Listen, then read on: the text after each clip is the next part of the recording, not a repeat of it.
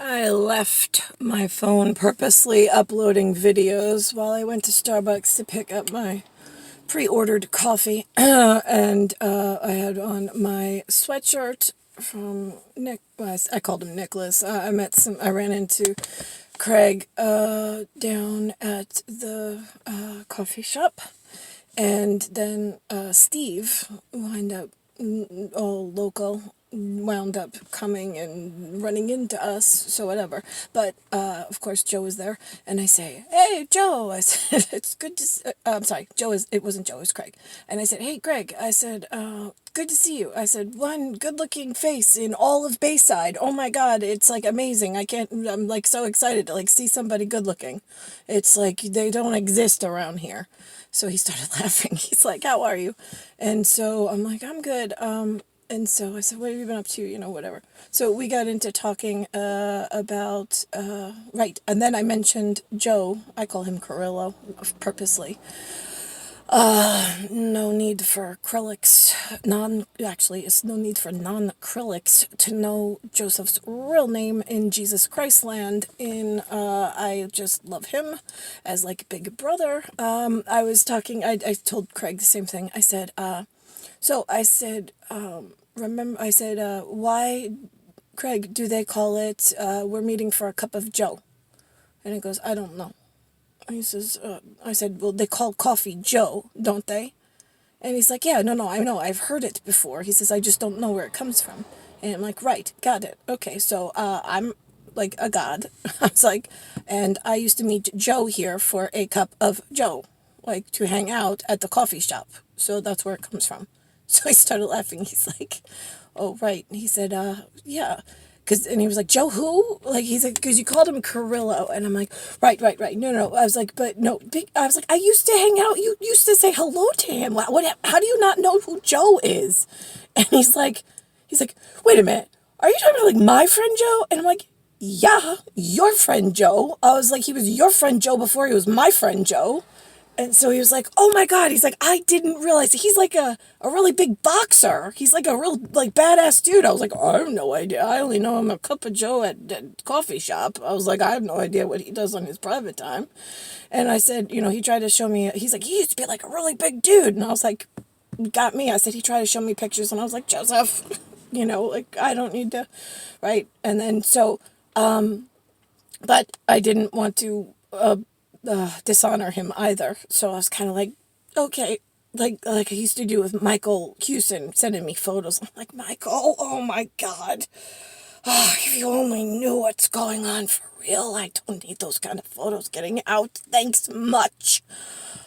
File those for like I didn't ask for these, but what am I going to do? He sent them, and now they're on the fucking record. Urgh, you men." Getting me in trouble, and I don't even ask for trouble. Ugh.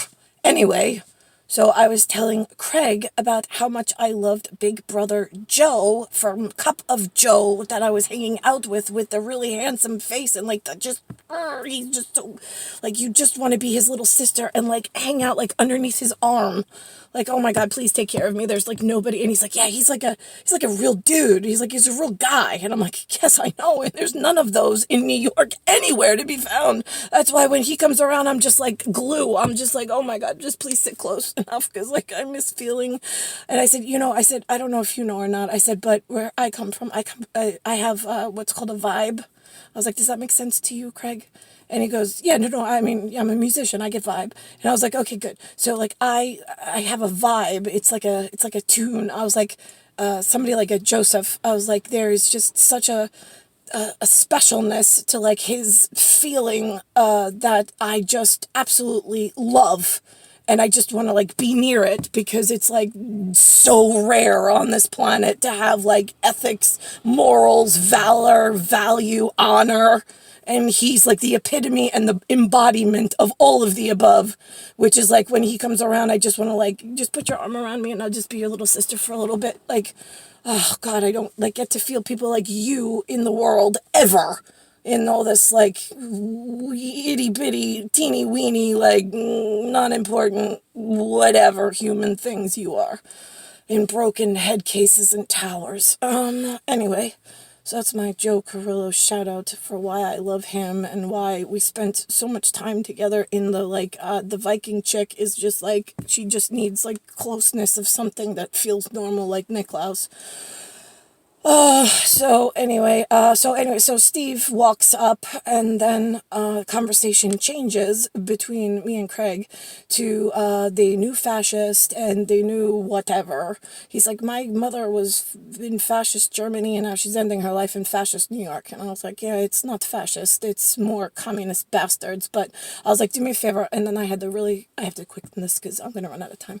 So then I said to him, I said, do me a favor, Craig. I said, give me your human. I was like, what do you think's going on? Because you said this whole 1% thing. I said, 1% means what to you? I was like, are you talking royal bloodlines, like the god bloodlines, or are you talking like the money greasy corporation idiots of pubic mixers? And he goes, both. And I'm like, well, no, you can't put both in the same sentence. They're different.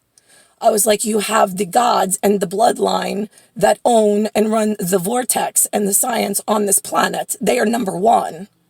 And then you've got the 1% underneath them that are supposed to protect the one, being the two providential, one man, one woman, which is me and Nicholas, but whatever. I was like, and then you've got the greasy money I got in my bank account, this much money, so now I'm important and you can't like shoo me away. Yeah, no, that's the 1% greasers that if they don't comply with the providentials, they die. like that. And that's okay to be fascist and fashionably quick. You don't want to be fashionably late on catching criminals and keeping them in check. It's the unbeknownst people like the Steve and the Craig walking around on the streets that are the problem, because they're like, wait a minute, I thought that was a bad thing. Yeah, see, at the high, like small circle level, we like being communist bastards and fascist and keeping a tight rein on the evil and the potential of cascading effects down to your level of walking around in the forest like Bambi's, like, oh my God, look at this, it's such a beautiful day, let's smoke some pot, let's play some music, and everybody be happy, happy, happy, happy, happy. Yeah, we like to keep you there because that's what human is all about.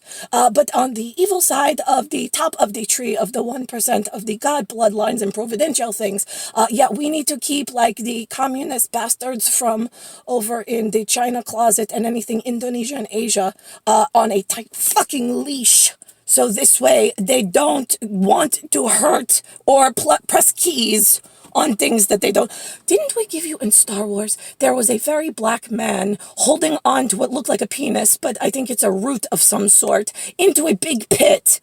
Right, that's like going in for the anal cavity of like dipshits and shitheads. That's what's at the bottom of that pit. And that black man was holding on to that penis tip like you have no idea, trying not, and then I want to come along and just chop the penis tip off like a Lorena Bobbitt and go, bye. We got really important things to do, and there's more people I have to protect other than just you, that you got one root. Oh my God, so important for you. No, it's not. Get out of here. Not important.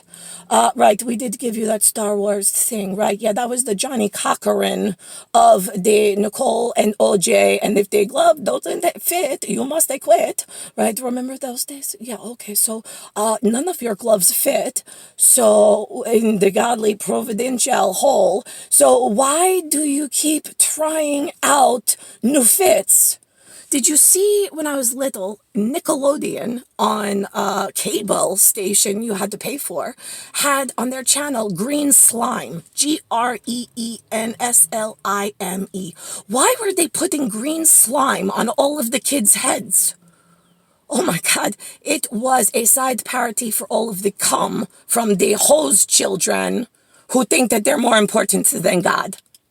Did you see? We put slime green like bronchitis, like, oh my God, in the medics. We told you stupid medical people that the longer the disease, the more problems God is having in real life with you stupid humans. Did you check the medical directory? Right, why is pneumonia spelled with a P-N-U-E-O something or other?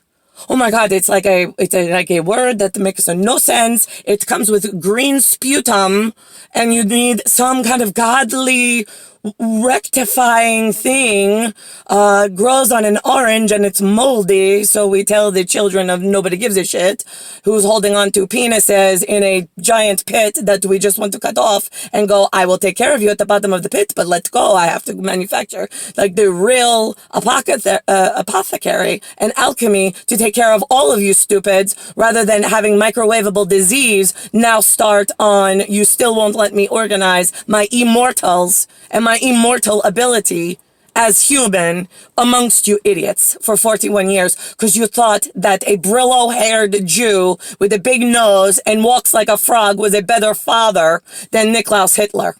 Stupid fucking idiots. Just another penis inside of the gigantic hole of like, you, none of you fucking matter. You might want to take God more seriously, dumbass.